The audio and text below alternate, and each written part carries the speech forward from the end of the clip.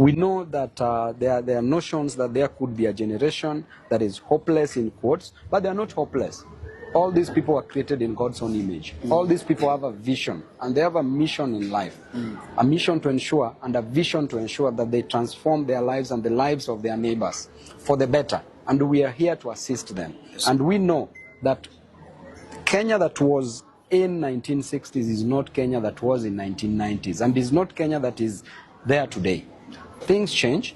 Every other time we get proper leadership, people could be hopeless because there are no jobs. People could be hopeless because there is overtaxation. People could be hopeless because there is high cost of living. People could be hopeless because they can't afford education. But there is always hope, and the hope is the Almighty God. You can never delink politics from economic development. The role of politics in economic development, they are like twins. Because there is the process of electing a leader who controls the resources, who eventually grows an economy. So these two things are twins. Everybody in this country, anybody who goes to cast a ballot is a politician. That is a political process that they are engaging in, which means that they are all politicians. So the question is, after electing a politician, what do these politicians do? Some become dealers, others become leaders. Some have a mission to destroy the nation, some have a vision to transform lives. So that is the only difference that we have. Therefore, when we elect a leader, it is better for that leader to work. And I want to encourage this generation, the Gen Zs, the millennials, to participate in the forthcoming elections in 2027, because they are the majority.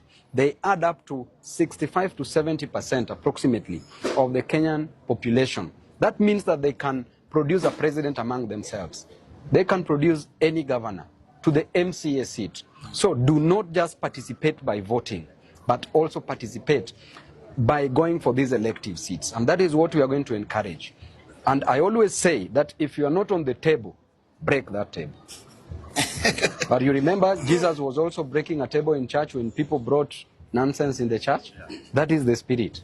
Actually, as we speak, I will wait for the decision of the people. As at now, I'm spoiled for choice. As I always say, Percy, by the grace of God, leaders are chosen by God. Yes. And as at now, we overqualified to be the president of the Republic of Kenya. It is only Babu Owino who can beat Ruto squarely.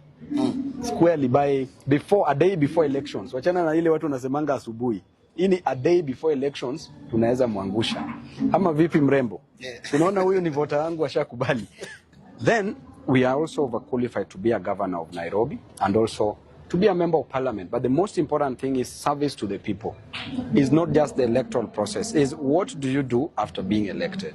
After being elected as Babu Owino, my intention is to work for the people. Because I've gone without food, I know what it is to lack food. If you tell me that you are sleeping hungry, I know what it is because I've gone without food. If you tell me that your child lacks school fee, I know what it is to lack fee because at some point I lacked. Therefore, the kind of leadership that I want in myself at whichever position that I will vie for in 2027, that shall be guided by the Almighty God. I shall work for the people.